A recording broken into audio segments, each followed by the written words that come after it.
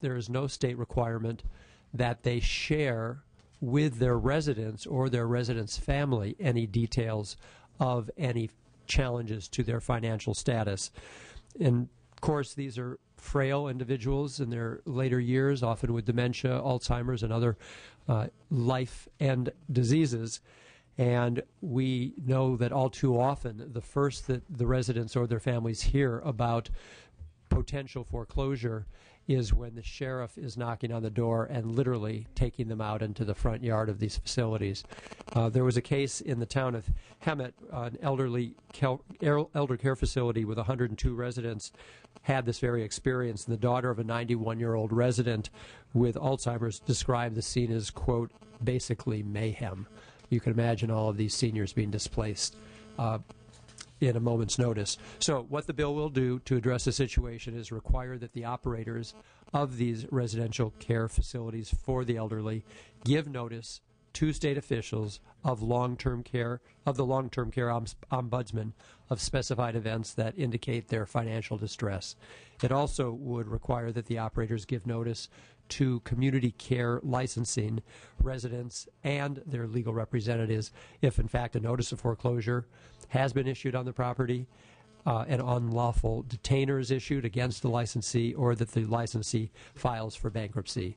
Basic, important financial information, both to the state and to the residents and their families, so we can plan accordingly. We can't necessarily prevent these foreclosures, but we can make sure that frail elderly residents are not suffering needlessly as a result of these dramatic times.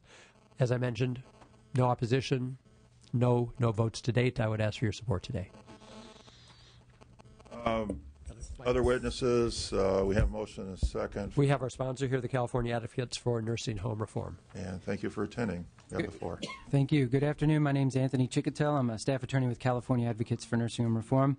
Just to reinforce a couple of Senator Leno's comments, in about the last year and a half since we first started getting calls about foreclosures in assisted living facilities, I've been informally tracking the number of calls that we get, and a little over a year and a half, 29 cases covering 11 different counties of foreclosure or bankruptcy in these facilities. That's just what I know about. Just sort of by coincidence, I was at a meeting here in Sacramento last Thursday among senior citizens legal services providers, and a paralegal in Butte County was lamenting that she didn't have, or she had a couple of resident clients in an assisted living facility that had been foreclosed, and they hadn't received notice, and she didn't know what to do, and was upset about there not being any legal requirements of notification. With me sitting right in the room, she had no idea that I had that California Advocates for Nursing Reform was co-sponsor of a bill that would do just that. So taught me two things. One is that these things keep popping up all over the place, and number two, I haven't done as good a job as I thought of tracking the cases. So we think that the bill is very simple, gives notice to the residents, to community care licensing and the ombudsman program, those people who can either prevent or prepare residents for a potential closure of their facility, and we urge your support. Thank you. Other witnesses? Hi, Teresa Rentgen, Alzheimer's Association, in support. Okay. And Mike Montgomery with the Congress of California Seniors we support, and I've also been asked by the California Commission on Aging to say that they support also. Thank you.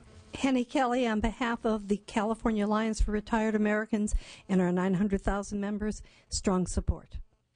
Frank Mecca with the County Welfare Directors in support. Beth McGovern with the California Commission on the Status of Women in support. Ann Warren, Senior Assembly Member, California Senior Legislature, and Fellow with the Women's Policy Institute as a supporter. Thank you. Hester Bryant with the Office of the State Long-Term Care Ombudsman in strong support. Okay. Any opposition? Seeing none, we have questions from members. Any questions? Mr. Jones. Just a real quick question, Senator. The term that kind of jumped out at me in the bill is the term suffers transfer trauma. Is that a term that's already used in the legal community, or are we proposing a new precedent? Or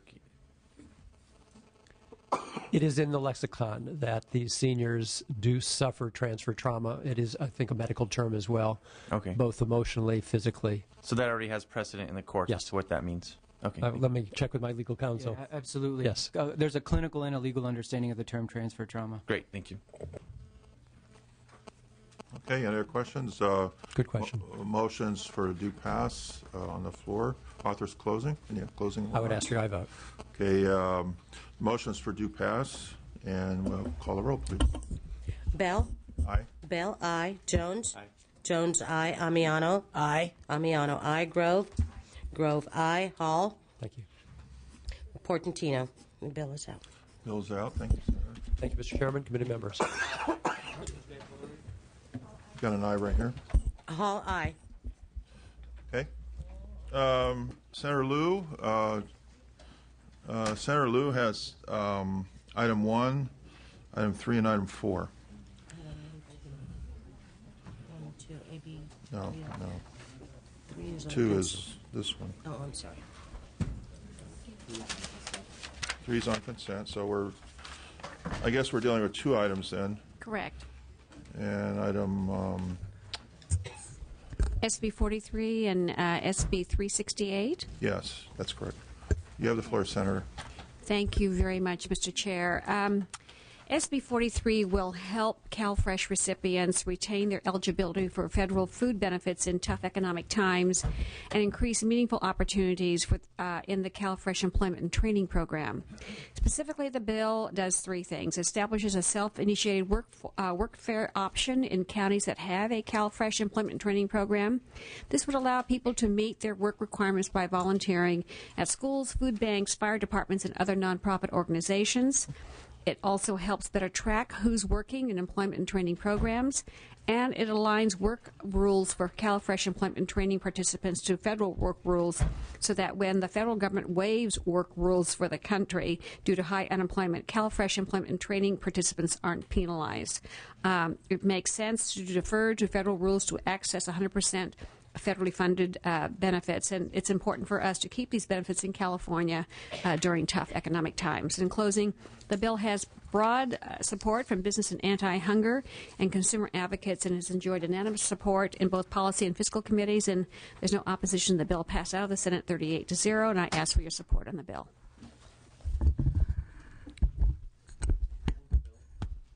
I hear a motion on the floor to pass the bill. Is there a second? Motion is second. Thank you, Senator. And witnesses, please. Hi, thank you, Chairman. This is Jessica Bartholow with the Western Center on Law and Poverty.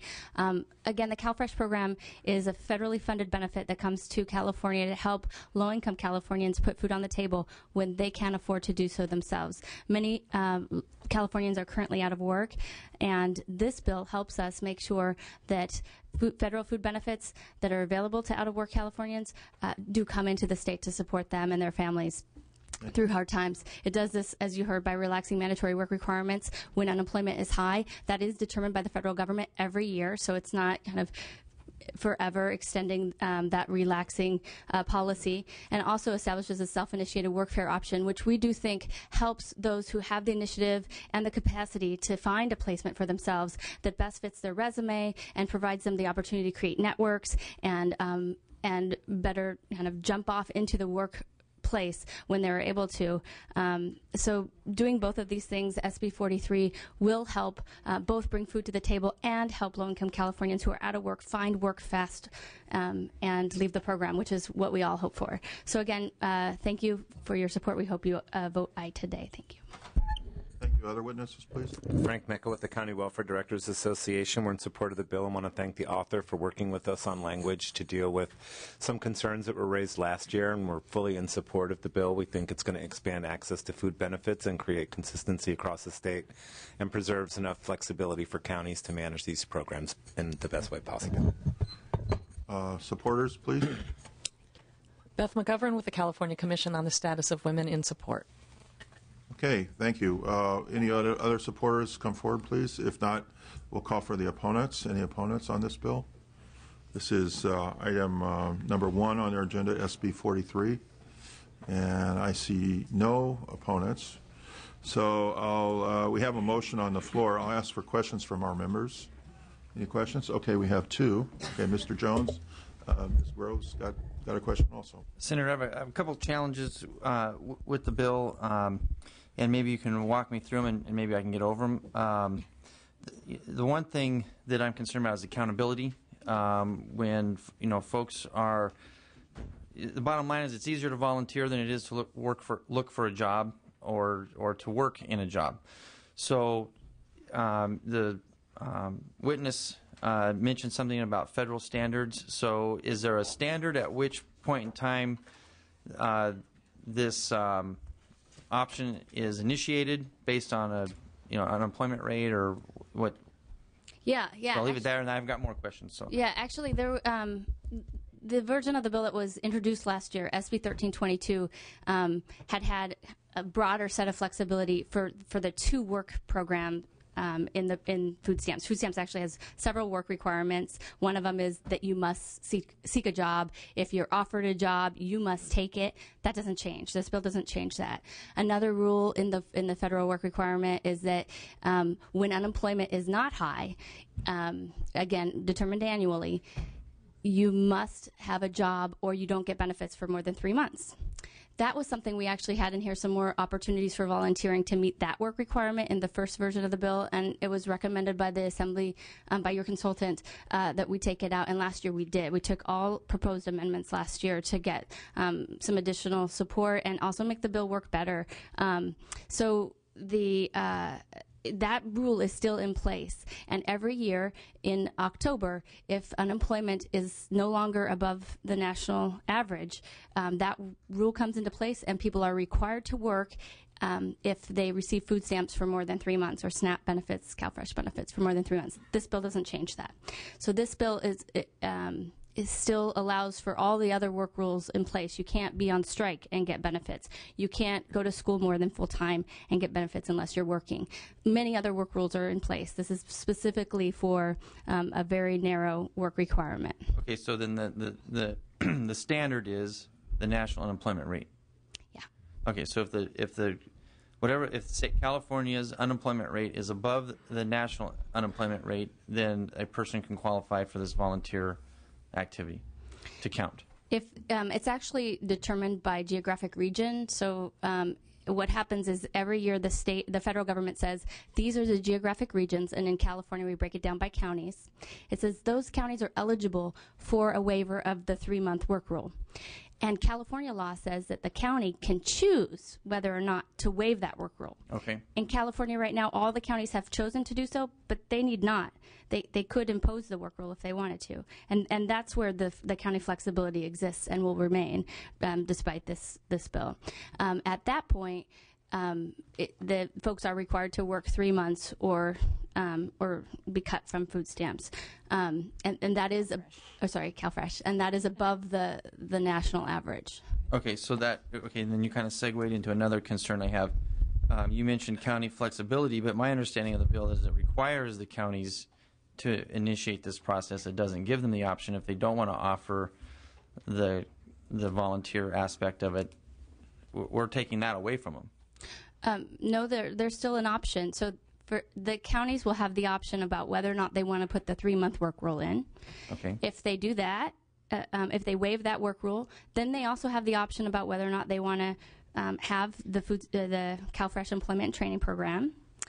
Then if they do that, they can decide whether or not they want to have that as mandatory for their CalFresh benefits. And if they choose if they choose that and they still have it as mandatory for CalFresh benefits, then they are, for this bill, required to offer that as an option. Okay. And then one last question. On the volunteer aspect of it, my understanding is either this bill or current law precludes the client from being able to volunteer in they're required to volunteer either in a nonprofit organization or a government agency. They're not allowed to volunteer in a private business or a corporation. Is that true, or? That's federal law. Federal law says that you can't supplant a paid job with a volunteer job in the CalFresh program. Okay, I guess where I'm kind of going with this then is if we have a person that's in this program and they want to volunteer, and I'm kind of thinking of in an internship program where they're furthering their job skills, are we preventing that activity from being able to happen? That's not allowed by federal law. Federal law precludes internships? In either case, the non-supplantation of paid work would preclude that person, whether it's volunteering for this spot or whether it's current law or whether it's underneath the dictates of this bill. Federal law would supersede. Even if that internship is traditionally recognized as an internship that's never been. It could be that it's counted as work in a different part of the law, and therefore the person is working and not required to participate in an employment and training program. And I would also say that typically, I mean, I shouldn't say typically, but there are certainly any number of internship situations where it doesn't displace a paid worker, and the federal prohibition wouldn't apply. I mean. Thank you. All right. Other questions? I think Assemblymember Grove had some questions. Correct. Thank you, Mr. Chair. So I see in there it says it provides that a county has no duty to provide workers' compensation coverage. How do you get around?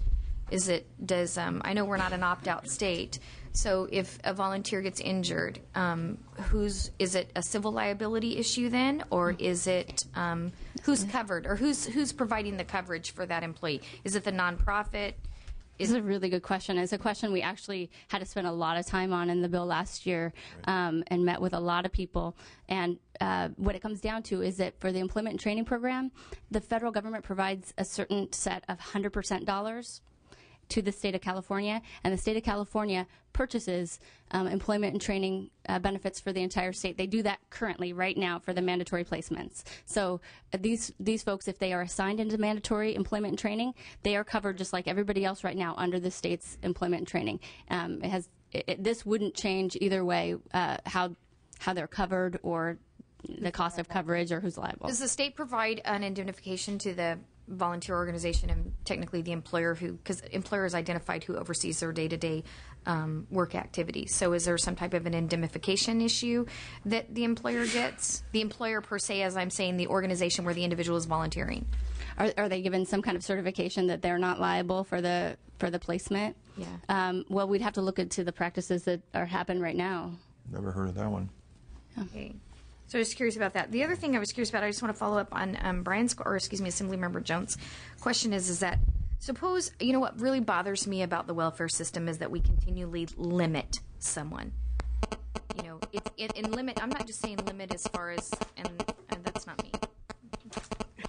I'm not saying limit as far as, as far as wages or anything like that. Just in case it is, I'll move it down here. I apologize. What if someone does want to enter, I don't know, the stock market field, the banking field, the insurance field, and it is truly an intern where they could go and learn about, take the movie that Will Smith was in, where he was a single father and he interned all that time to create this, wonderful job for him and his family, or wonderful life for him and his family. I think that was the name of the movie, wasn't it? Something like that.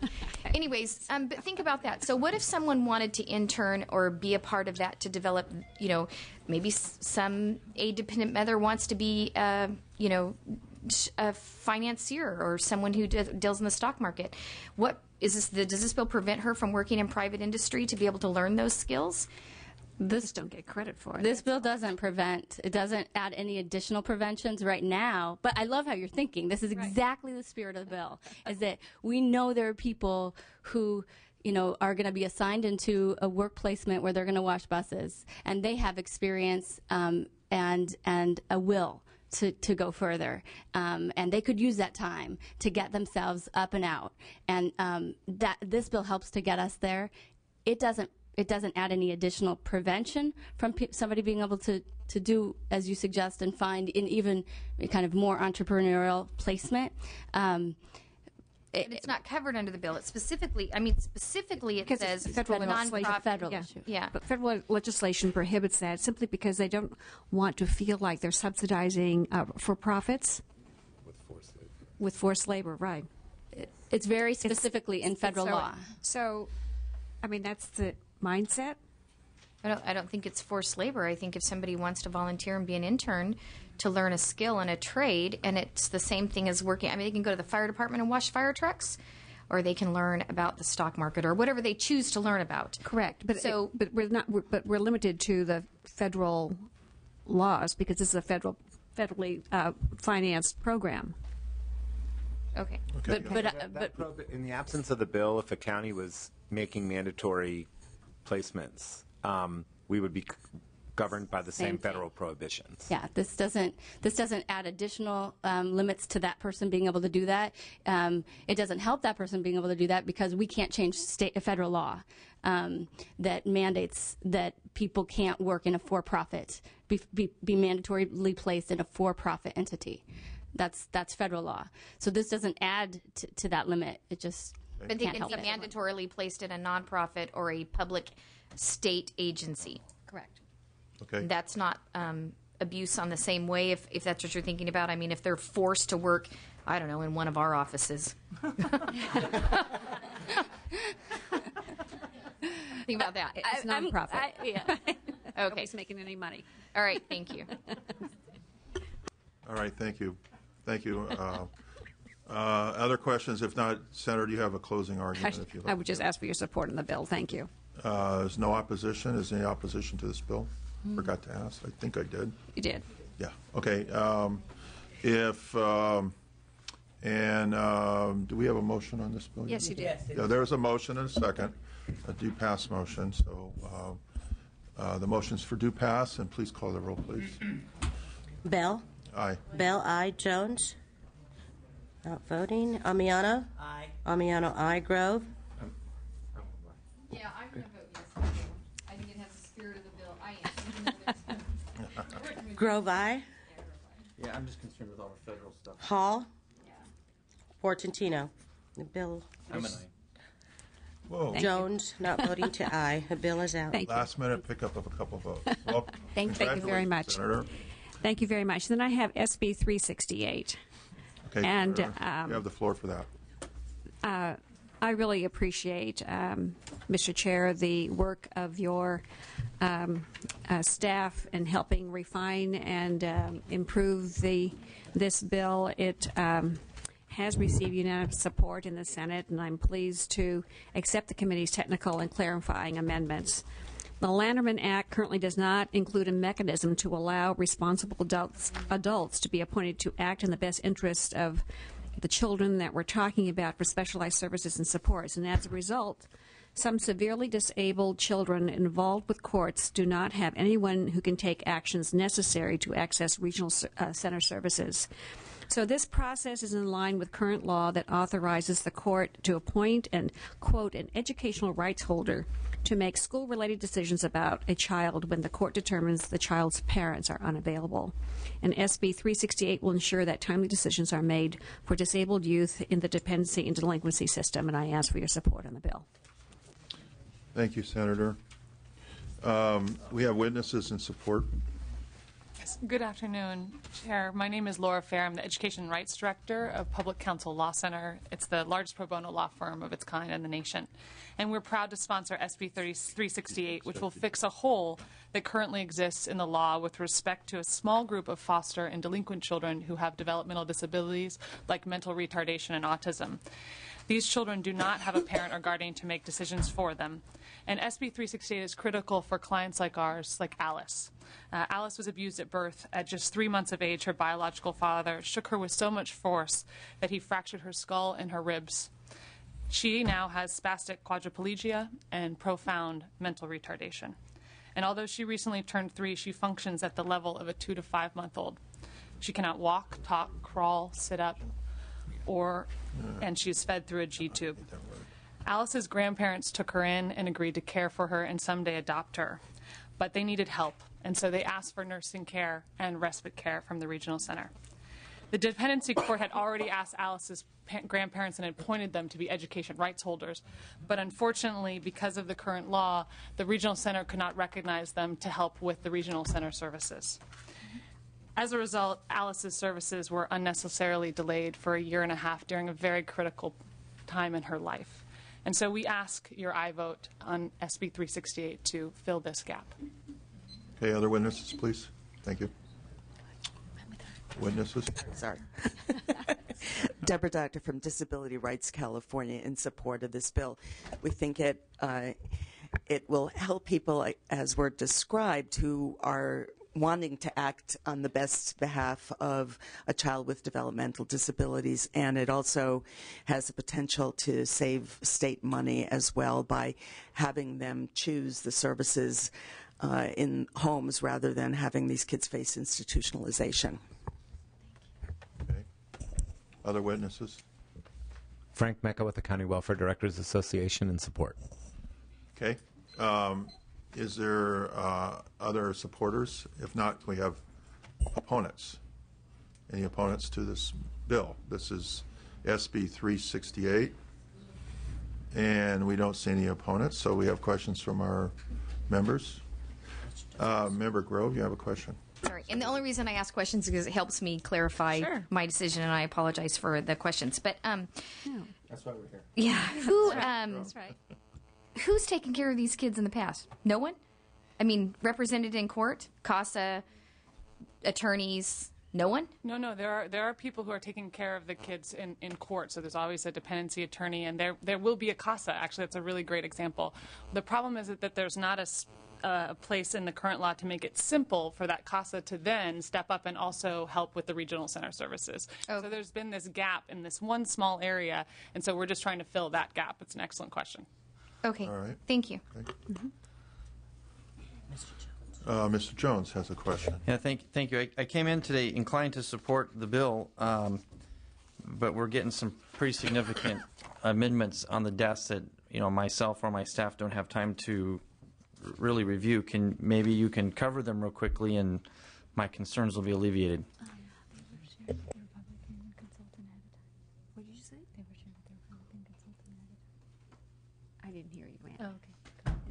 It's okay.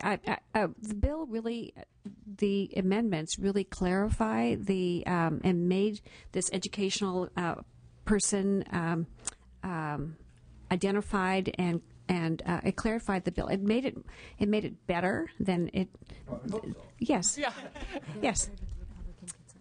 And they were shared with your consultant. The amendments were so and I thought there was concurrence on what we're doing here. So it was a clarification on our part. All right. Okay.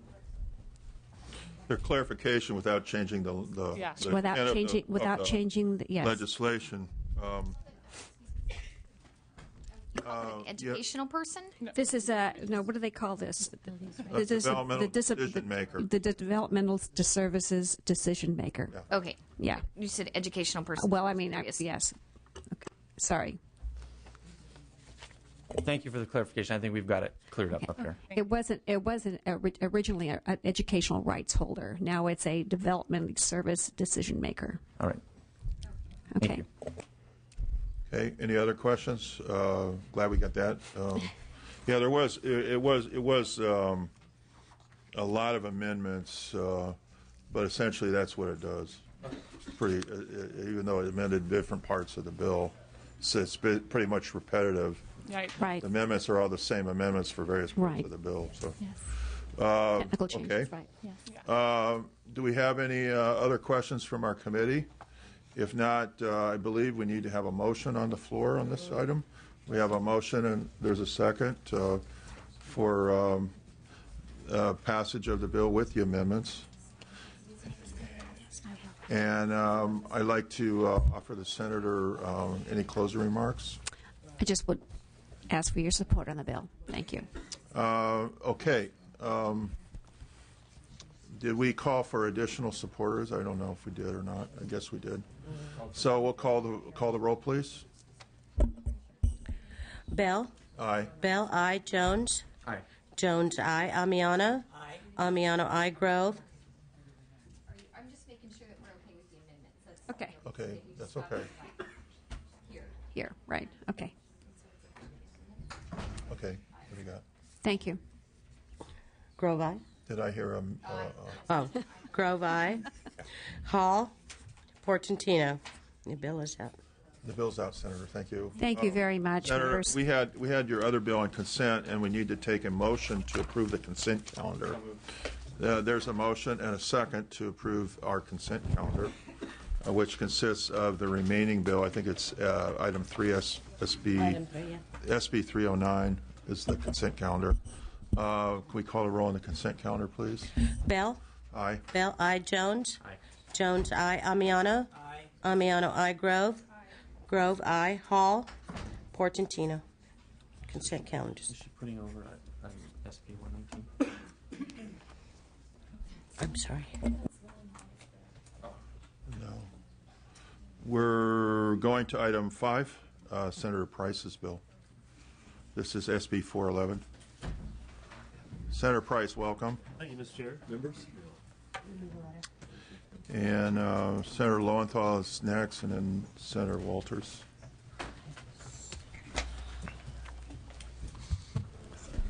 Senator, you have the floor. Thank you, Mr. Chair. Members, I'm presenting Senate Bill 411, the Home Care Services Act of 2011. Currently, there are hundreds of private, unlicensed home care agencies and at least 100,000 caregivers in California that operate without any oversight or regulation. One major flaw is that there's no centralized structure in place for people in need of home care services to locate safe, qualified in-home caregivers and agencies. The lack of access to this vital information leaves consumers vulnerable to abuse, fraud, and neglect by unscrupulous home care aides and agencies. SB 411 seeks to remedy this problem by requiring all private unlicensed home care agencies in California to be licensed by the Department of Public Health. The bill also has key consumer protection components. In its current form, SB 411 requires the certification of home care aides to ensure proper screening and training, private home care agencies to annually assess their employees' performance and effectiveness, including on-site supervision, universal conditions of employment for home care aides, including background checks and fingerprinting through the Department of Justice, 5 hours of training, 8 hours of continuing education annually, and a clean TB test. Also, the Department of Public Health must adopt regulations establishing procedures for notices, correction plans, appeals, and hearings, in addition to maintaining a database of home care agencies and certified aides complete with license and certification numbers. The Human Services Committee analysis has raised 3 issues which I'd like to address specifically. The network of domestic referral agencies has suggested amendments to exempt them from licensing requirements of SB 411. While we agree that the referral model may not work with the home care organization model, it's important to make clear that we in no way intend to exempt referred workers from the requirements of this bill, neither implicitly or explicitly. The language is being drafted as we speak to accommodate their concerns, their legitimate concerns. Okay. The committee has suggested that the bill be amended to extend the deadline for home care worker certification.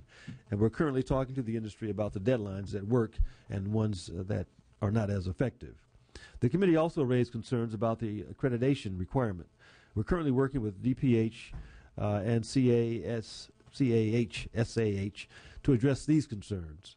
It's not our intent to put any business out of business or to add any additional financial burden to those who benefit from home care services. SB 411 is about strengthening consumer protection and public safety for our most vulnerable population. We're committed to continue to work with the opposition to address their issues as the bill moves forward.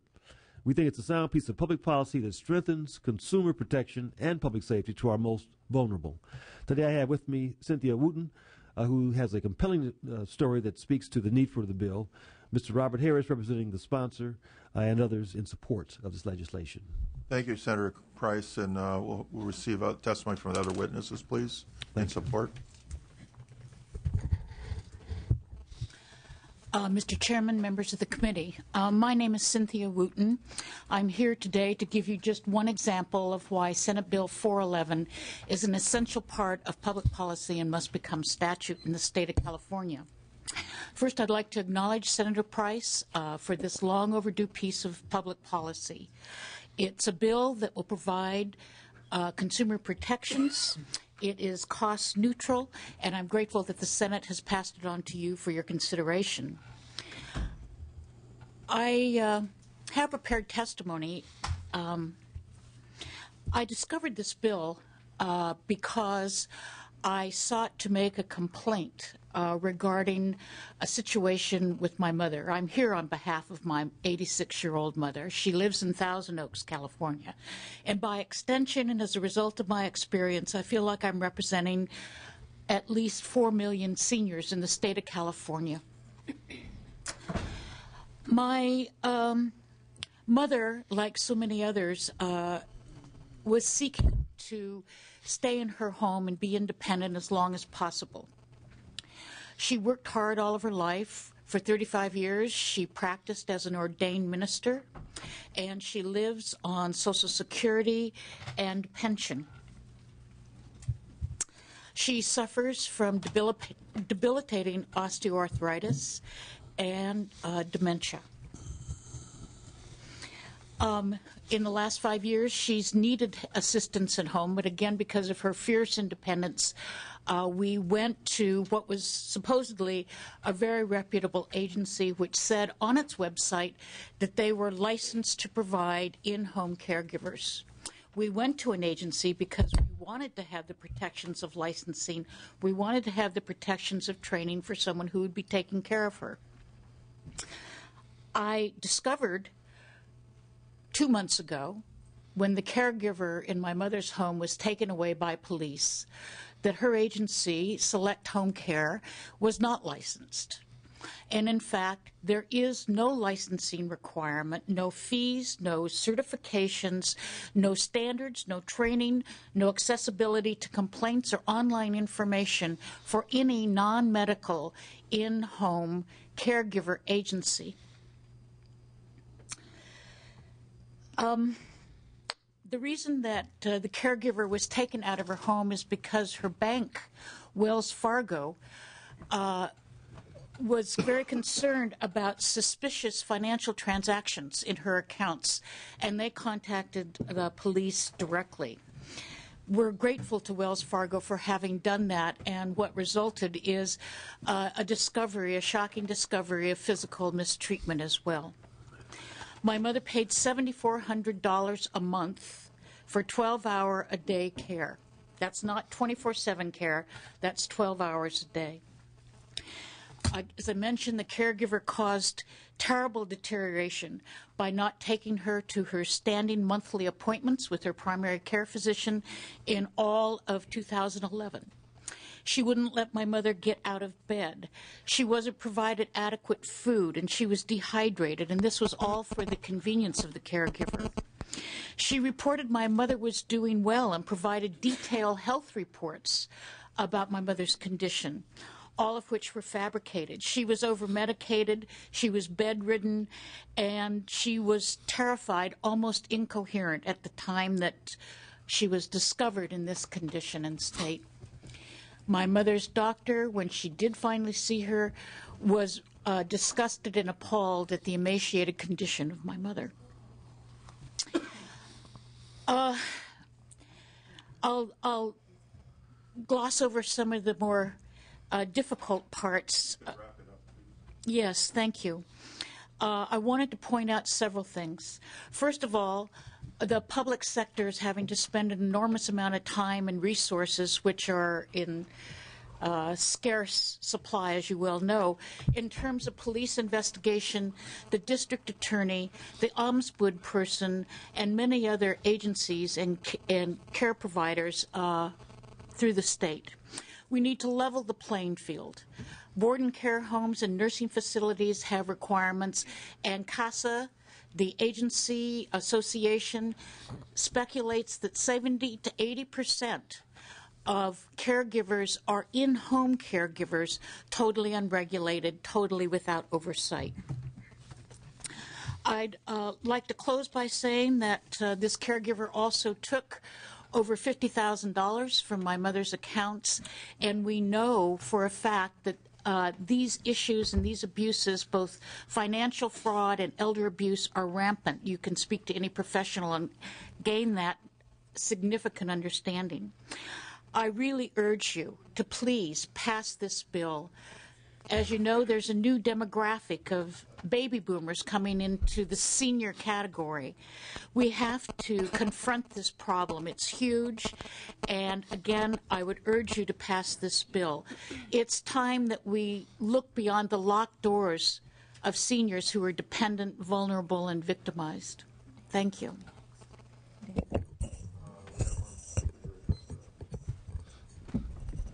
Sorry to go out of order. Mr. Chairman, members, Dan Filizzato on behalf of the Los Angeles County District Attorney's Office. We've been working with Senator Price on this issue. We believe that private sector home health care providers should go through the same background check and training that public sector workers do. For those reasons, we ask for your support.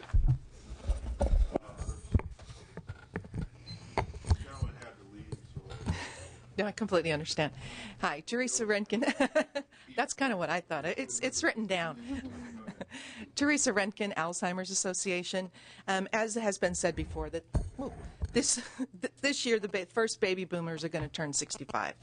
That's when the risk of developing Alzheimer's disease significantly increases.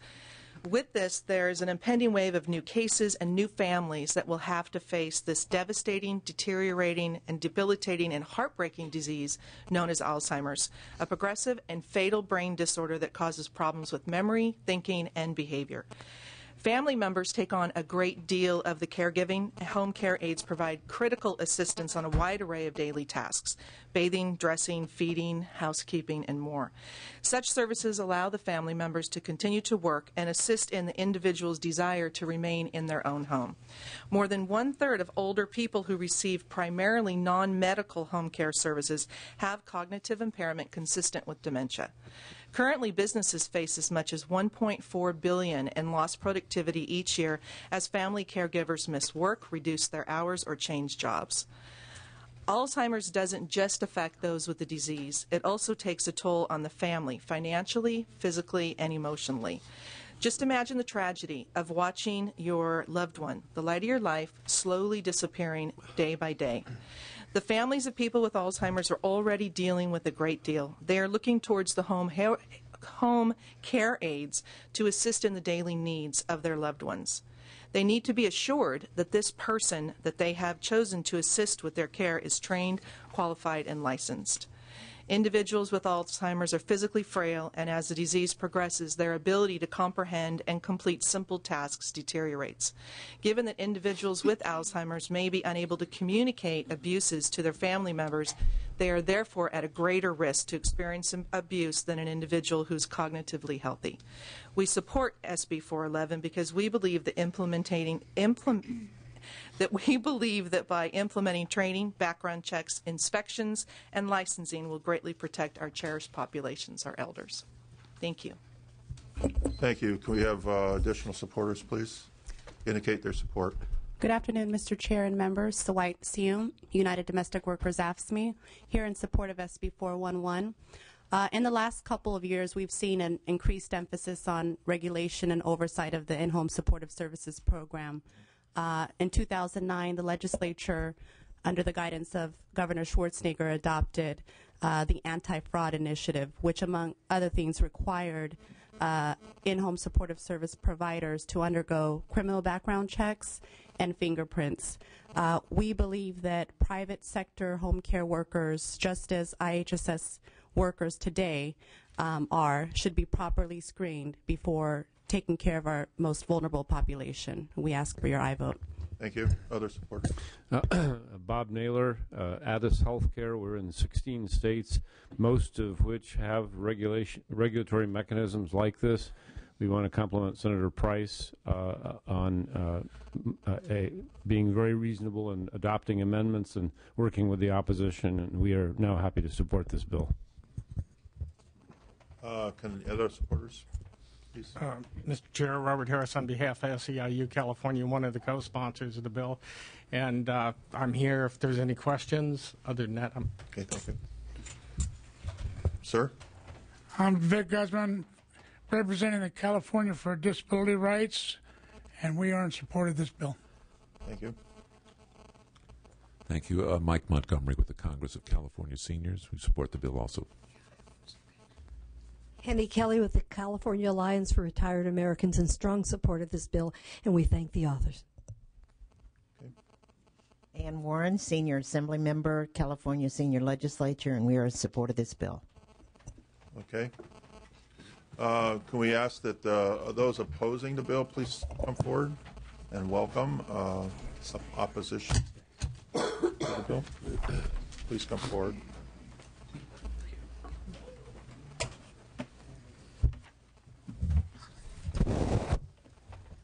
Thank you, Mr. Chair and members. Jordan Lindsay with CASA, the California Association for Health Services at Home. I'm going to try to be brief because there is a long line.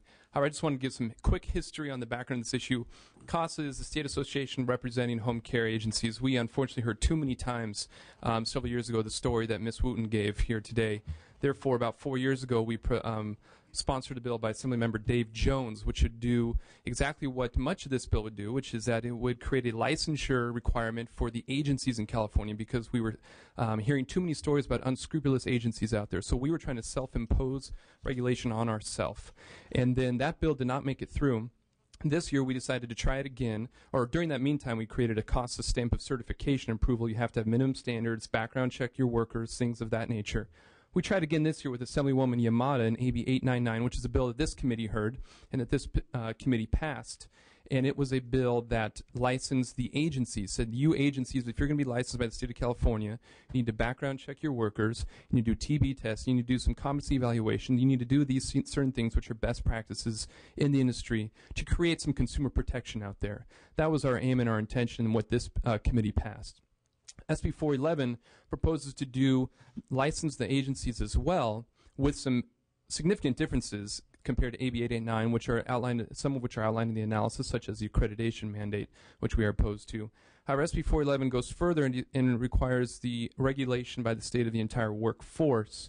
We believe that at this point, it is a double regulation. You're requiring the agencies to regulate the workforce, and you're requiring the state to regulate the workforce for the amount of cost and the amount of burden, both on the agencies, the increased cost of the agencies, ultimately increased cost to the consumer, that it is the cons outweigh the pros in this situation, and therefore we are opposed to the certification of the workers, but we do support in concept of this bill with some significant differences the licensing of the agencies. And I'm going to wrap up now and let others speak. Thank you. Thank you. Other people that are opposed to this? Hi, my name's Jim Robinson. I own Senior Helpers in Redding, California. I'm not opposed to regulating our industry. I'm a home care agency, but I do have some problems with some portions of the bill. The public website with the caregiver's name is a privacy issue. I've got a couple of caregivers that frankly will quit and go either underground or to a different field of work, and they're great caregivers. They have a past history with some ex-boyfriends, ex-husbands, and they get stalked. So if their name's on a public website, they're going to leave, and we lose good caregivers that way. I firmly believe that we need to be regulated as an industry, not the employee, as Jordan said. And I would rather have us regulated rather than the employee. And I also feel it would be more appropriate that we be regulated through the Department of Social Services, specifically community care licensing, because that's the body that regulates residential care facilities for the elderly, and they do exactly what we do, except they do it in a facility. We do it in the home, and we can transfer easily. They already have regulations in place. Thank you. Okay. Other witnesses, please indicate your position. Thank you. I'm Monica Bush with Res Care Home Care. I thank you for the opportunity to express my opposition to SB 411. We provide services to thousands of seniors and people with disabilities throughout California and in other states as well, and we employ hundreds of home care workers here in California. I share the concerns that my colleagues already shared. In addition, I just want to add that the creation of the certification is going to create an undue burden on companies like mine to certify all of our existing workers. I'm also concerned that it will create a shortage of workers because there's going to be, I think, this bottleneck within the state as we're trying to certify thousands of workers across the state, and I'm concerned that that will create a burden of care on the people that we're currently serving. The costs will be high to our companies, and we're not going to be able to absorb all those costs on our own, and we'll probably be passing some of those costs on to the people that we currently serve. And my greatest concern is that that will only push people more towards the underground economy when there's such a disparity of costs between using an agency who is following the models that we suggested, such as supervising, providing minimum training and standards, and doing the background checks. When the costs are increased to seniors and those with disabilities, and they're typically middle-class people on fixed incomes, they're going to seek care from the underground industry. And I just feel that in that circumstance, everybody's going to lose then. I think the senior will lose because they won't have the protections that an agency will offer. I think that the worker will lose because they will not have protections from workers' comp and people also caring for them and monitoring the environment in the home. And I think that the state will lose. You'll lose all those payroll taxes as people are hiring privately and probably not ensuring that they're actually registered on that website. Given the importance of licensure, and we and my company has supported licensure in many other states and have participated in that process, I just would ask the committee to please consider Assemblywoman Yamada's licensure bill, AB 899, as an alternative. It'll regulate the industry and not regulate the industry and the entire workforce. Thank you for just the a point of clarification. I'm sorry, Mr. Chair. Wasn't that bill held? Wasn't that bill held in appropriations? Yes. Right. Mr. Amiano, you're correct. That is held in appropriations. We just have the people indicate their opposition, please. Thank you. Mr. Chair and members, Monica Miller on behalf of the Northern and Southern California chapters of the National Private Duty Association. For the reasons previously stated, we are opposed unless amended. So thank you. Thank you very much. Okay, other people, please. Catherine Reese, representing the Network of Domestic Referral Agencies. We've been working with the Senator's office. Our position is oppose unless amended. Domestic referral agencies do not employ workers, and so the construct of this particular bill imposes a variety of tasks and duties that cannot be complied with and still remain to be a referral agency. However, don't interpret that to mean that the referral agency industry is opposed to regulation or oversight. That would not be the case, but rather the model needs to recognize the uniquenesses of the fact that they refer workers who are independent workers. And so we look forward to amendments that would exempt us from the bill and allow us to continue pursuing a licensing scheme for our industry that's tailored properly. I think the Senator addressed that in his opening remarks. Thank you. Other people, please? Yes, my name is Candy Smith. I own SenCare Incorporated. We provide services to seniors in the community. I oppose the bill unless amended. I'm a very strong supporter of regulation and licensing of the home care industry, but I believe that this bill places a huge burden of cost, which in turn will get pushed onto the consumer, will inhibit ability to invest in benefits on employees, and will grow the underground, which will create an environment that has even more more people being cared by individuals not covered by this. Yeah, we want people to just indicate their opposition if they're opposed to it, please, in their organization. Thank you. My name is Nathan Vale. I own Assisted Freedom Incorporated. I'm opposed unless amended. Thank you, sir. Others, please. My name's Kamala Johnson. I'm from Visiting Angels of North County, and we strongly oppose this bill unless amended. Thank you. Okay. Robert Vonoff with Visiting Angels, Redding, California. I strongly oppose this bill. Thank you, sir. Christy Broner with Maxim Healthcare. We're a national organization with offices throughout the state of California, and we oppose unless amended. Hello, my name is Craig Falk, and I'm the owner of Craig Cares in Roseville, and I oppose unless amended. Ignacio Cespedes, owner of Brightstar Healthcare in Roseville, California, and representing more than 20 Brightstar agencies in California, serving more than 2,500 and employing more than 3,000, and oppose unless amended. Emily Martin, Interim Healthcare, Chico, California, oppose unless amended. Kathy Olson, Interim Healthcare, oppose unless amended. Marissa Graham, Interim Healthcare, oppose unless amended. Erin Fraker, Visiting Angels, Sacramento, opposed unless amended.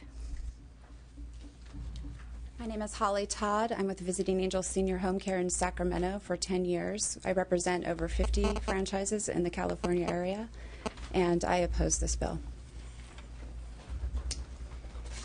Gregory Yu. I am a former immigration attorney, CPA, and now COO of Home Sweet Home Care in San Francisco. We have over 100 staff people as caregivers. We strongly oppose the bill in its current version unless amended. Thank you. I'm Brian Jackson. I'm the president of South Bay Senior Solutions, employing 140 caregivers in Campbell, California, and we're opposed to the bill unless amended. Hi, Stephanie Stevens, representing senior helpers in California, and we oppose this bill. Okay, thank you. Other opposition, please? Any other? Okay. Senator, maybe you can ask questions. I imagine you want to respond to some of the points raised and maybe reiterate the amendments that you're contemplating. Thank you, Mr. Chair. And first, I appreciate the comments made, certainly by the opposition as well. I think to a person, no one was opposed to regulations. There are just some fine tuning involved. Certainly, with the network of domestic referral agencies, we appreciate the fact that the referral agency model is a little different. And as I said in my comments, we're continuing our discussions with them to try to craft some language that will be acceptable to them as well. Similarly, on the issue of accreditation, those talks are still ongoing, and certainly my commitment, the author, to move it forward, and I'm certain from the sponsor. I'll let him speak for himself, though. On accreditation process. Yes, we're anxious to move forward with that. We don't have the solution yet, but I understand the concerns, so we're still trying to work that out. Through the chair, that in terms of accreditation that was put in to make it easier for the industry and to lower costs, now the accrediting bodies have come back with a high bid. We're meeting with the Department of Public Health to discuss this issue and see if it does in fact lower the cost of licensing through the Department of Public Health. Because they have new leadership over there, we're able to secure a meeting for this Friday and then let them mull it over and work internally and then come back with an answer. If in fact that it raises the cost to the companies and thereby to the consumers, we don't want to do that. It was in the appropriations in the other house as an attempt to lower the cost to the companies for the licensing. In terms of other kinds of things, the backlog of consumers, of licensing or certifying the people who do the service, we know for a fact that we were able to do background checks and get approved 380,000 home care workers in a year. So the 120,000 here isn't impossible, but we understand it makes things more difficult on the companies, and that's why we're continuing to talk to them about how we can craft it so that it gets phased in, so it doesn't, put any of their people in a place where they can't continue working for them, because that has the opposite effect of what we want. We want good people providing good care to people who deserve that care. Okay. And okay, other questions? Questions of committee members? Mr. Amiano, Ms. Grove, please. Yes, I'd like to move the bill, and I want to applaud the senator.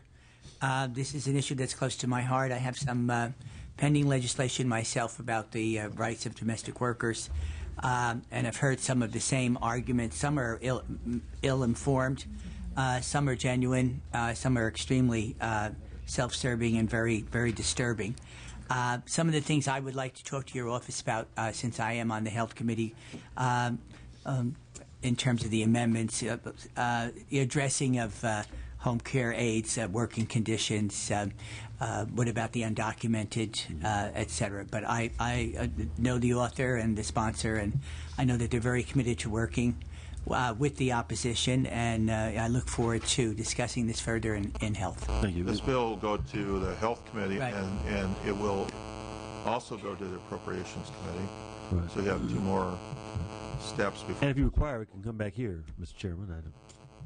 I'm not trying to give you any more work, but I believe Assembly Member Grove had a question. Thank you, Mr. Chair. Do these employees provide any medical services or medications or anything like that? Or are they primarily domestic, help bathing, cleaning, or do they provide medical services? To the chair, they don't provide medical services, this is specifically non-medical services. So I take it you're wondering then, therefore, why in the Department of Health Care Services? Yeah, why the Department of Health and not the Department of Social Services?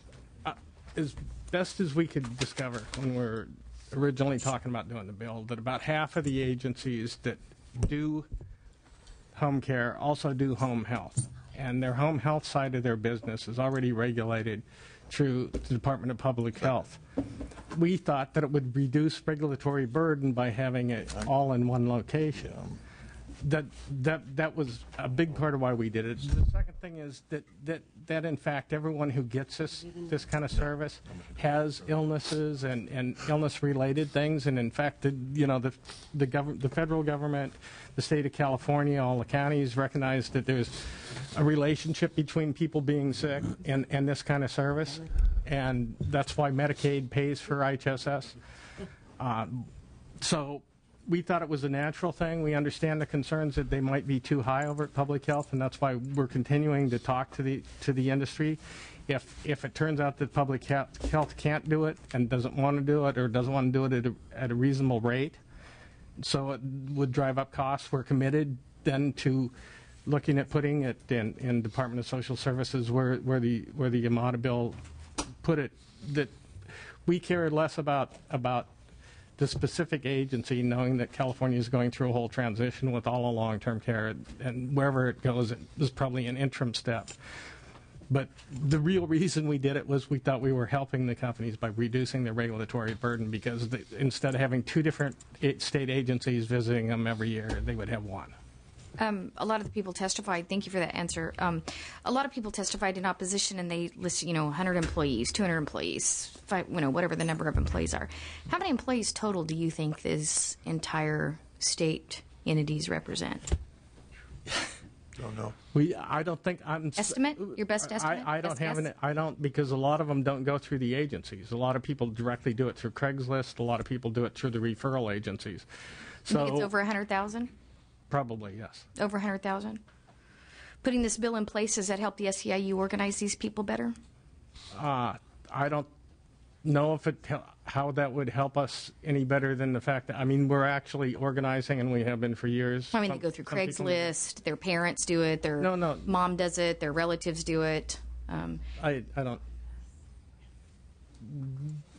That our job as an entity is to help low-wage workers achieve reasonable income and good protections.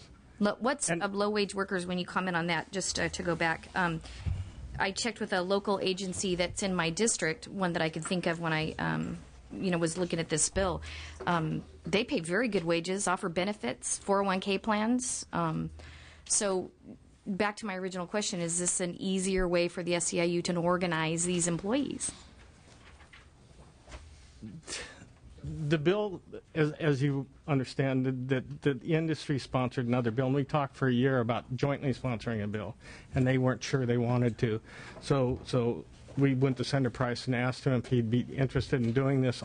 All kinds of seniors groups, the Congress of Seniors, the Senior Legislature, Retired Americans, the Older Women's League, all came with us and said, we want to do this. This is a huge area of consumer fraud and a huge area of abuse of elders. And so we went to the senator, and he introduced the bill. Yeah, sorry. Member, excuse me. I apologize. And just to chime in, that's what was my motivation. The consumer protection aspects, not the organizing aspects of it, and so it was not a focus of our discussions. Thanks, Senator. Why? So my question is, I guess if there's a few bad apples in the industry, why not target those bad apples? I talked to a couple of people, and primarily, and listening to the people that spoke here today, they're primarily very well represented companies that really try to, I would think, based on who was speaking up here, that their ultimate goal, I mean, Angels of Care, the people that are caring for these individuals, they are really doing their best to make sure that, the elderly and the people that they take care of are taken care of properly and very well taken care of. I don't think they would be here if they weren't. So if there's bad apples in the industry, why not target that? Why target an entire industry? Well, again, I think it's an industry that is playing a very critical role in the delivery of healthcare services in our community, and a growing role. And I think a licensing structure that impacts private agencies and those in the public care is the proper way to go. Sir, you raised your hand in the audience. If you would like to come up here and answer my question, no, I'd really can't. appreciate it. He can't? No, he can't. I can't ask an individual a question in the audience? No, you can't. Go ahead. If he's here to You testify? can ask the senator a question. Excuse me, sir, you're out of order. Is that... Senator, you have any statements to make? No, I comment. With all due respect to the chair, I'd like to have Dotson come up and clarify that, because I believe I am allowed to ask a question. And if that's okay, I'd like to hear it from Mr. Dotson on that point of order. Senator, you have the floor. Well, I've made my statement that my understanding is that a statewide licensing structure works in the best interest of consumers, and that's why I supported the legislation as it was. And while I'm certainly willing to work with opponents to address their concerns, but I think that this structure is a proper one to move forward with. Okay. Other questions, please? Other than that question I just asked, is the chair just ignoring my request or refusing to respond? I'm asking if I could have Mr. Dotson come up and clarify that rule to ask the individual. I'd be happy to have Mr. Dotson come up if you'd like. Great. Thank you. Certainly. So just I don't know what her question was. Just to reiterate, She wants to Mr. ask the Chair, question of the audience. I did make a motion. Is there a second? Motion and second. I just want to clarify that Ms. Grove has asked for the privilege of asking one of the witnesses a clarifying question. Not hearing testimony. The chair is denying that request, and Ms. Grove is requesting for Mr. Wilson to come up and clarify the rules of the committee on whether she has the privilege of doing that or not. Is that correct? Is that the understanding of the chair? Thank you. Thank you. Find out.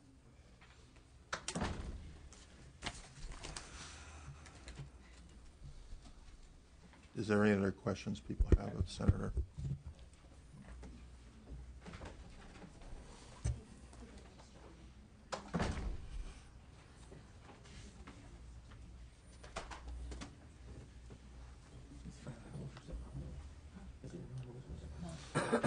The testimony is limited, but not the questions. What? All right. Get them out. Yep. All right.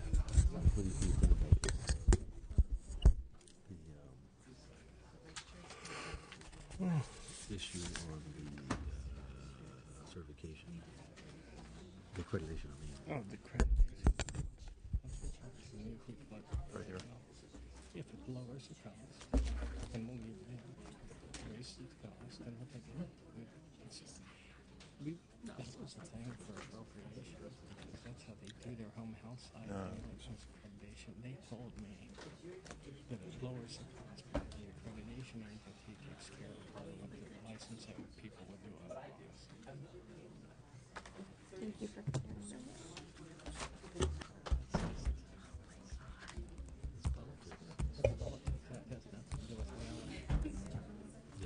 Yeah, you can leave the dais.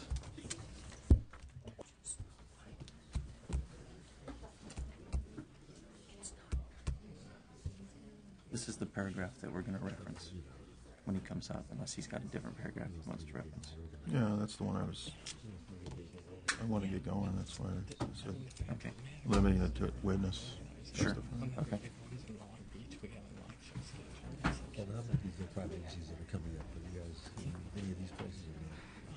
Addis, who came up, we got a national contract with Addis. And they're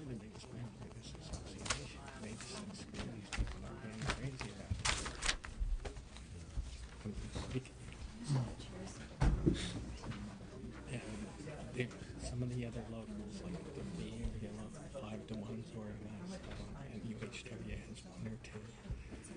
But the international side, they want to start organizing them. So we found out there's a lot of HSS workers who actually work for the agencies part-time because it's supplemental so they can, huh? Yeah, so they're more than part-time. In fact, the agencies say that their people work for 2 or 3 agencies. And not just one. I got 4 bills going. So they want someone in the audience to come up and answer a question. It's just going to be opinion. I don't know. I think she's going to talk to somebody who testified already. Right. Because the guy raised his hand out there. He's going to answer the question. Yeah. Probably some story about organizing.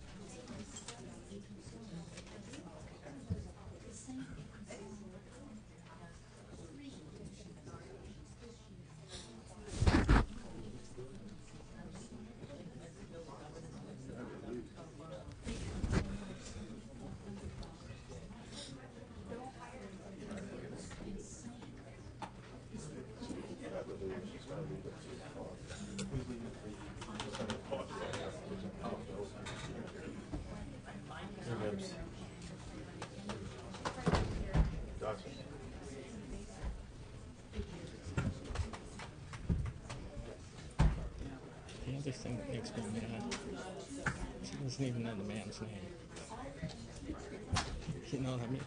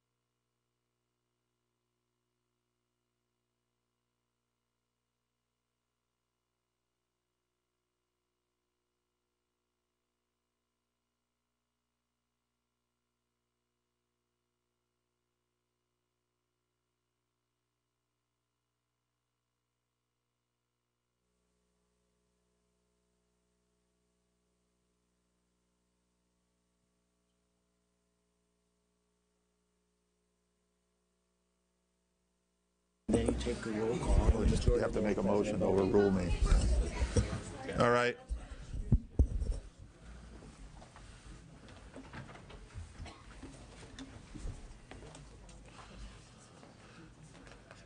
The chair's prerogative is to not ask questions to people in the audience.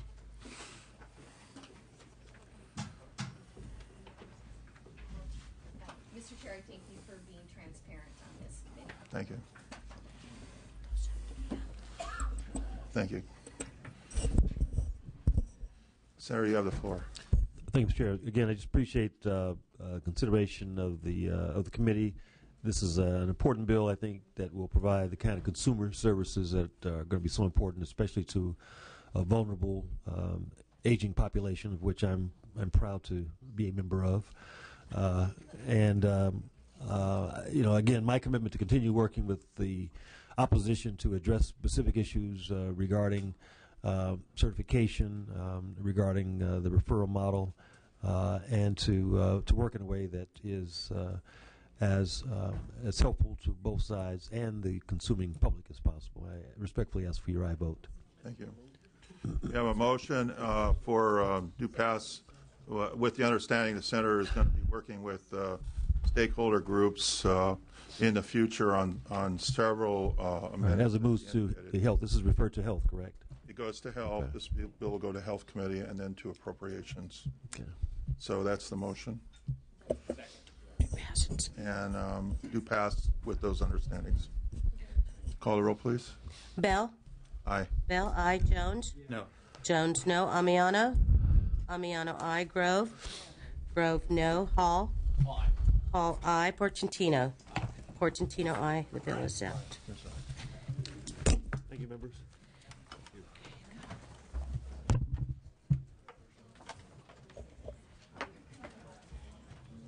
Members, Mr. Bell has to present one of his bills in the Senate. So we are going to move to item number 2, Senator Lowenthal, SB 119, please. Yeah, we got a Lou on here. It's Lowenthal. Can we have order, please? Thank you. Senator Lowenthal.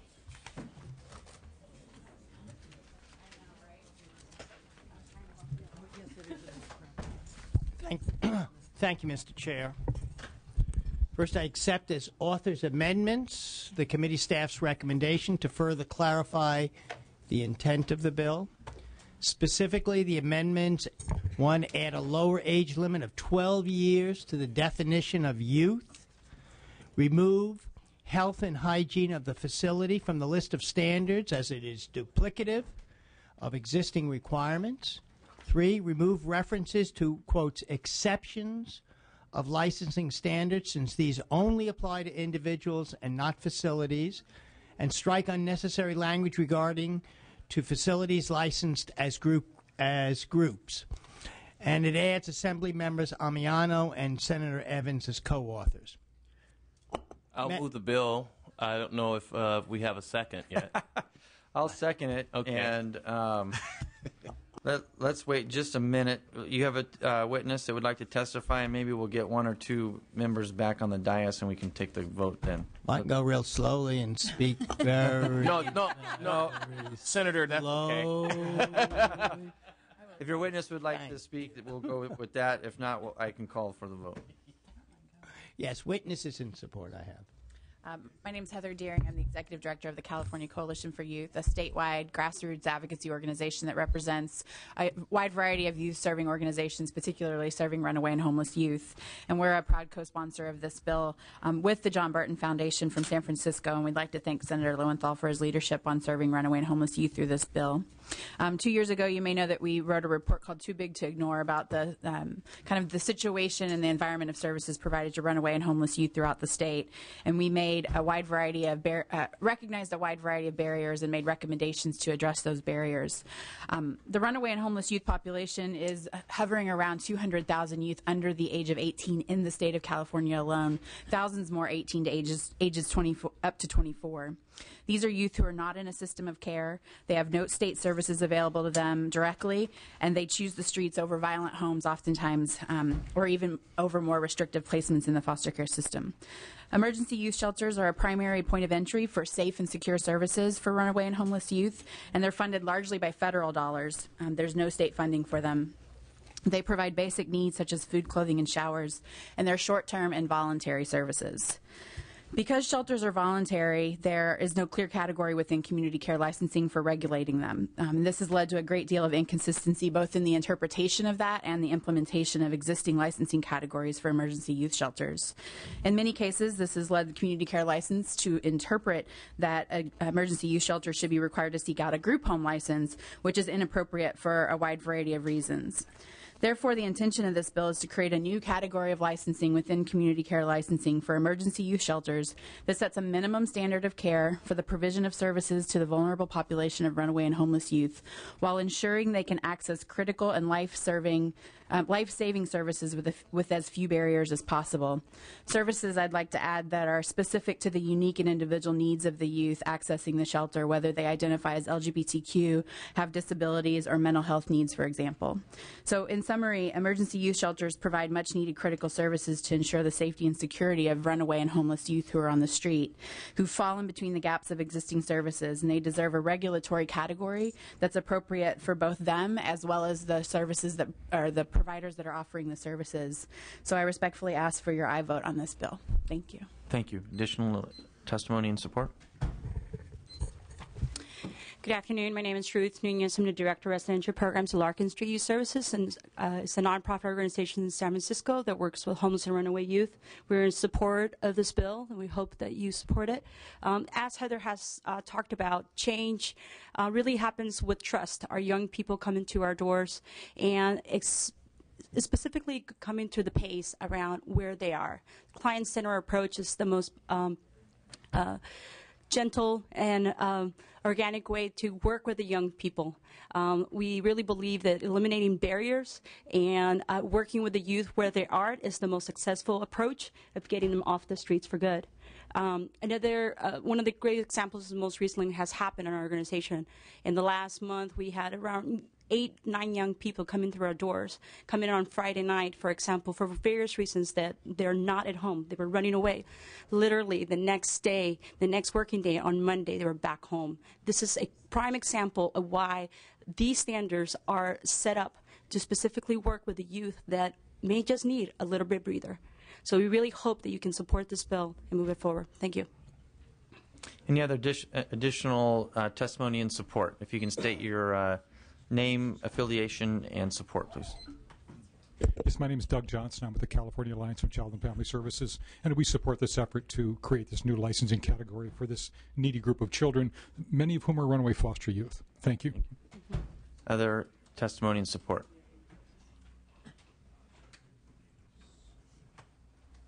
Good afternoon. I'm Eva Griffiths with National Association of Social Workers, California Chapter, and support. Thank you.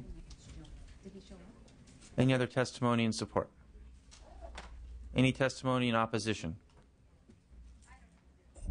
Doesn't look like it. Senator, would you like to close? Yeah, I think it's, that basically there are about 33 emergency youth shelters in California. Almost all of them, rely on federal funds. There's not state funds involved. This is a really a very carefully crafted and a bill I think should get all of our support. It says that California will now create a consistent law, consistent licensing, so that there is not confusion out there and that these youth shelters can continue and apply for federal funds. I really urge your aye vote. Okay. I apologize, members. I didn't ask if there was any questions from the... Okay, great. If you can call a roll, please. Bell? Jones? Aye. Jones, aye. Amiano? Grove? Aye. Grove, aye. Hall? Aye. Hall, aye. Portantino. We need one more. All right. You're on call, sir. Thank you. I'm sure that there'll be members coming back to add on to your, or hopefully add on to your bill. So. Well, thank you. All right. And I'm hopeful, too. All right. Item number 6, Senator Walters, SB 737. Thank you,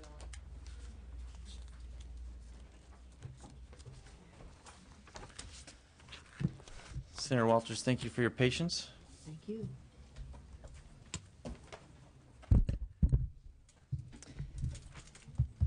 bring us back to a happy place and close us out our meeting with on a high note, would you?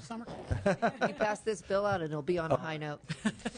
Thank you, Mr. Chairman. Members, I present to you Senate Bill 737. First, I'd like to inform the committee that I will accept the committee's recommended amendments as author's amendments. SB 737 will require the Department of Public Health to obtain the input and advice of organizations in the field in order to implement a regulatory structure appropriate and necessary for day camps and their operation. SB 737 will also increase authorization for a participating program in the after-school learning and safe. I have with me today Kathy Barrington and Michelle Branconier, who are here on behalf of the organized camps to answer any questions. Great, thank you. We have a motion and a second. Witnesses in support of the bill. Kathy Barankin, California State Alliance of YMCAs and the California Collaboration for Youth, in strong support. Thank you. I'm Michelle Rankinier with the American Camp Association, Southern California, Hawaii, also representing all of California and the California Collaboration for Youth. Thank you. Any other witnesses in support? Witnesses opposed? Senator, would you like to close? Or any question? I'm sorry. Any questions from the dais? Okay. I respectfully ask for a no vote. Please call the roll. Bell? Jones? Aye. Jones, aye. Amiana? Grove? Grove, aye. Hall? Hall, aye. Portantino? Call. All right. You also need one more vote. Thank you. Hopefully we'll be able to add that on. There you go. Okay, last item on the agenda today is item number 8. Senator Evans, SB 930. Senator Evans' staff, Brandy De Ornelas, will be presenting. Brandy, did I get close to your name? De Ornelas. De Ornelas. All right, thank you.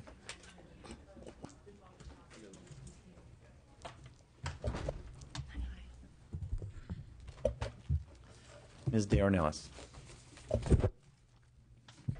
Mr. Chair and members, thank you for allowing me to present on behalf of Senator Evans.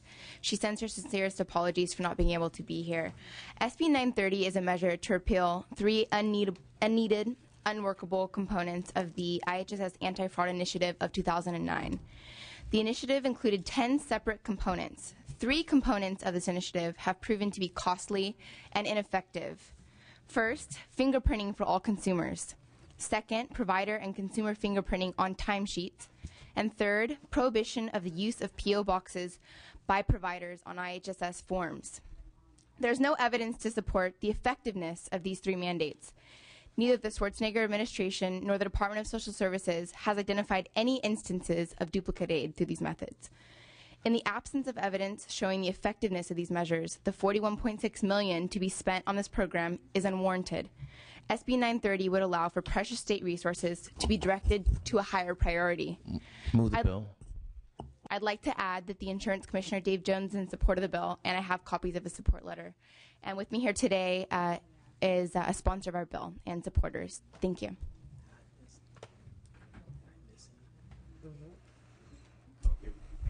We have a motion in support of the bill, and we'll take witnesses in support now, please. Thank you very much. Deborah Doctor from Disability Rights California. We are one of the sponsors of the bill. As Brandy said, this repeals only 3 of the 10 anti-fraud provisions. There are 3 that have never been implemented, and they are the 3 which were never connected with any particular use. And I was really heartened to hear Ms. Grove's statement in the last bill about targeting money or investigations to where it's needed, because this is the fingerprinting consumers is an example of the reverse of that. When the idea of fingerprinting of consumers first came out, and since then, there has never been anybody who's been able to explain what would be used, what use the fingerprints would have.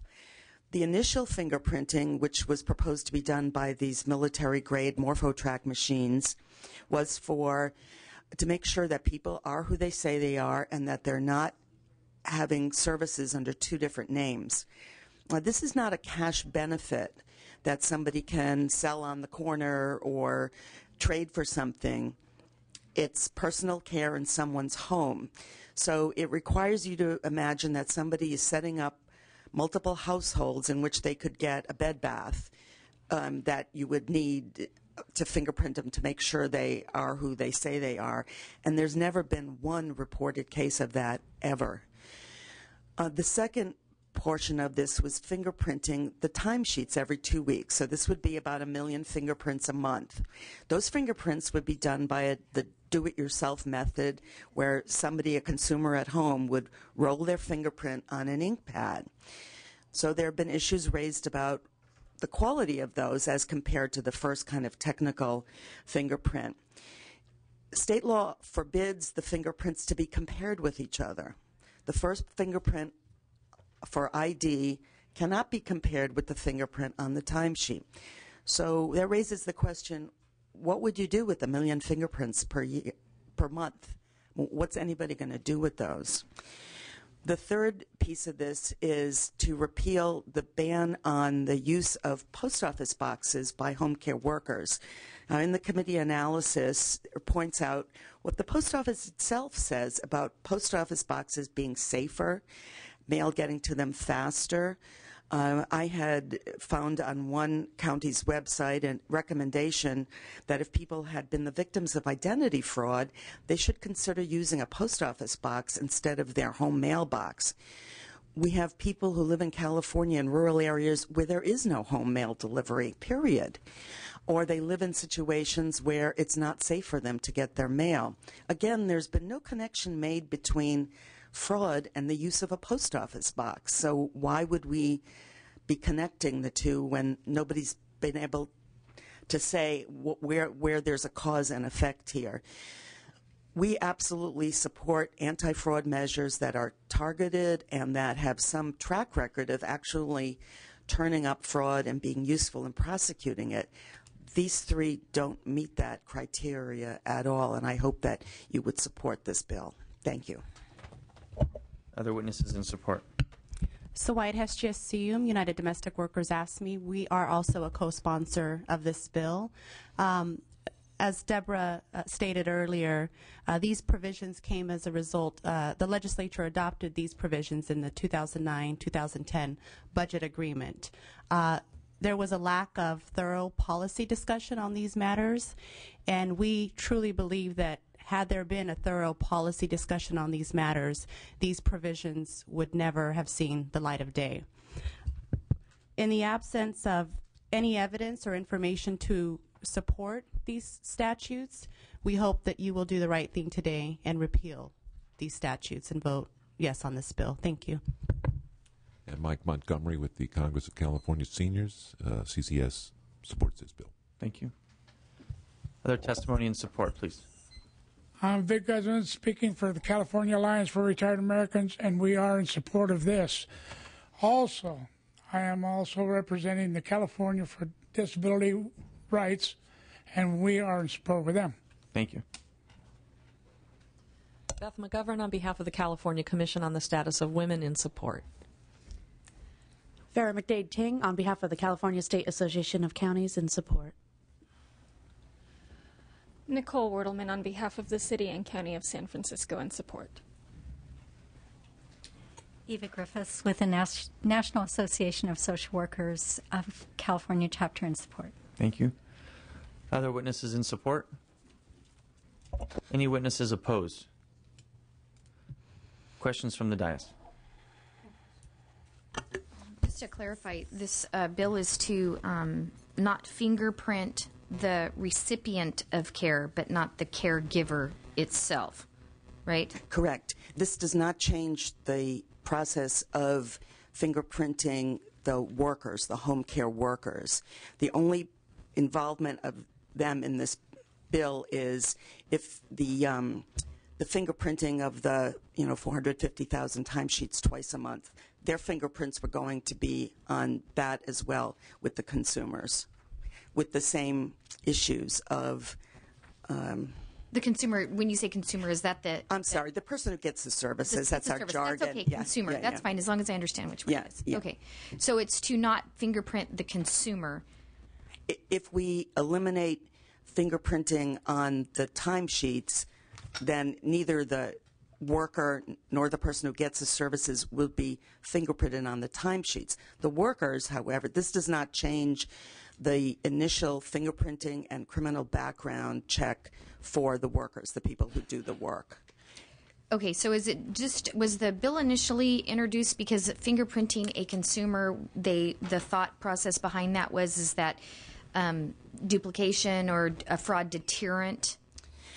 Well, the only explanation I heard was at the initial press conference that the governor had, and even then Governor Schwarzenegger's chief of staff asked the sheriff, the person who suggested it, what would you do with these? I mean, it was not even obvious to her what would happen with them, and that question remains. Well, even as a deterrent, though, like if I knew, if the average person knew that they were going to be fingerprinted, they might think twice about doing something that maybe wasn't on the up and up. Well, some people would do it just because they don't do things on the up and up, but I suppose it's possible, but there's never been any kind of anything to back that up. But what I would say to you is that if somebody's going to, if a worker somehow is going to defraud this program, I think they could figure out how to get around this fingerprinting thing. If you had, let's just be honest, like how you could have somebody else put their fingerprints on. You know, if you were really into that kind of level of sophisticated fraud. But in the meantime, you would have spent a fortune in state money fingerprinting the people who are getting the services, some of whom haven't left their homes in years, all of whom have been visited in their homes by social workers, and none of whom can, trade away their bed bath on the corner for a bottle of liquor or something. I mean, this is just, it's not a benefit you can give away and somebody else can use it fraudulently. How much do you anticipate that it costs a state to do that, to fingerprint all those people? Well, or do they even process the fingerprints? Yeah, their proposal was to buy these things called MorphoTrack devices that are used in Iraq and Afghanistan, and it would have amounted, the contract was $41-point-something million just for the devices over several years. That didn't take into account the staff time, training social workers or anybody, or the in the home. So that was the first. The only piece of information we had was that 41. I think it was 0.6 million. Thank you. You're welcome. If I can also answer that question, Assembly Member, we don't believe that this is an effective anti-fraud tool or deterrent, as you phrased it. Given the fact that there's a high probability of errors with the smudges, consumers and providers self-affixing these fingerprints.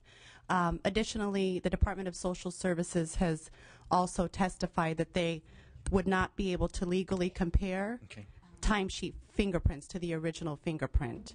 So, again, we don't see any use for this.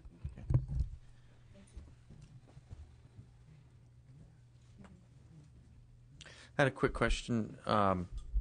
In your opening statements, you mentioned that the 3 of the 10 items here have not been implemented?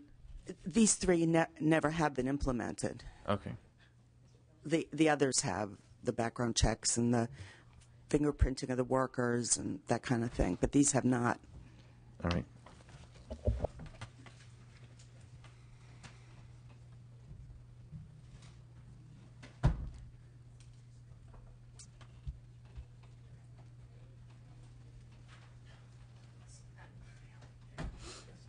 Probably get in trouble for this one too, but I'm interested. Is there anybody from the district attorney's office here? I'm just curious what their take on it was.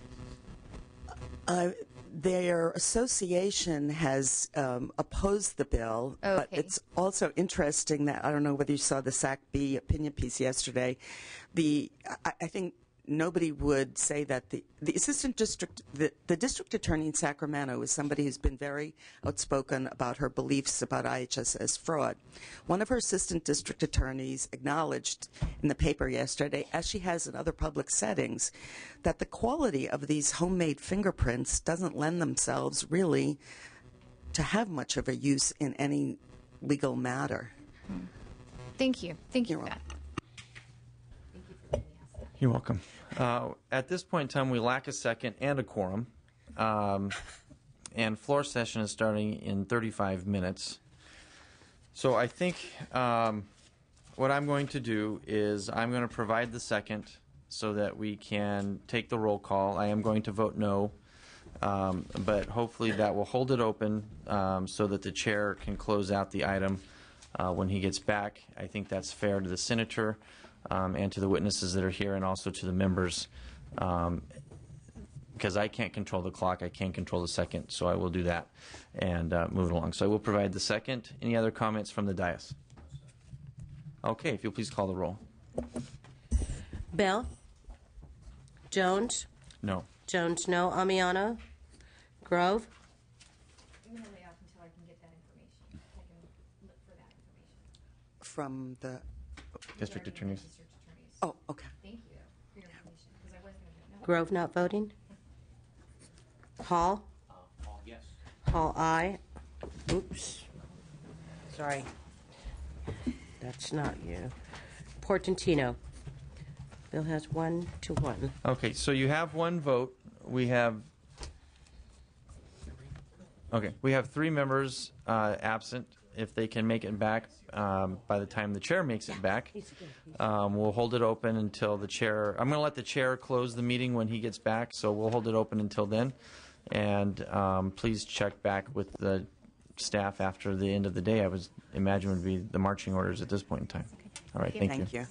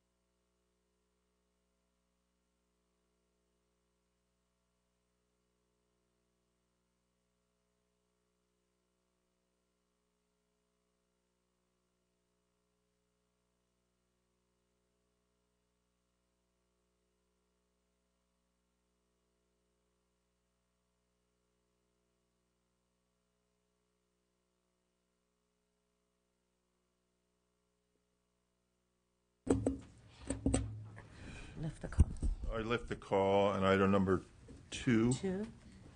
SB 119. Senator Lowenthal. Motion do pass as amended to appropriations. Bell. Aye. Bell, aye. Amiano. Portantino. Portantino, aye. And the bill is out. Bill is out. Okay. Item number 6. Item number 6 is SB 737. Senator Walters. Motion do pass as amended. Bell. Aye. Bell, aye. Amiano. Portantino. Portantino, aye. And the bill is out. Bill is out. That bill is out. Item number 8. We don't have enough votes for that one. We don't have, no. It's 1-1. Gotta wait for Mr. Amiano. He's on his way. He's on his way. I'm sorry? And put it back on call. We can do that. We will put the item. We'll put item 8 back on call for a few minutes. Mr. Amiano is with us shortly. We'll leave that item on call at the present time for a few minutes.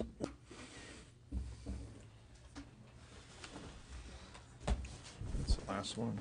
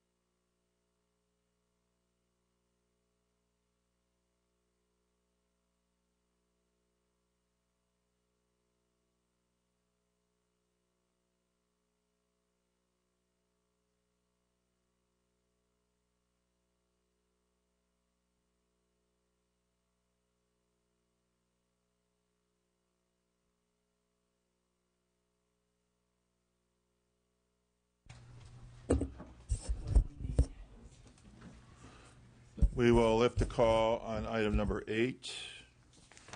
This is Senator Evans, SB 930. Motion is to pass. Aye. Bell? Aye. Bell, aye. Amiano? Aye. Amiano, aye.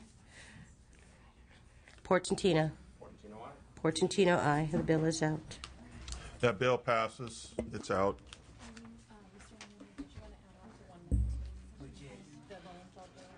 Yes. We can go through this and...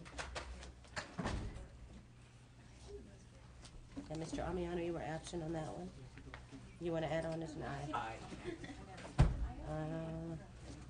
I believe you're good. Mr. Amiano adds to... You're right, you're not on Walters. All right. Aye? No. No on this one? Yeah. So, Okay. Amiano, no on Walters. All right. Okay. And that's out? Yeah, it's out. That passes. All right. Everything else went smoothly? Yes. Meeting is adjourned.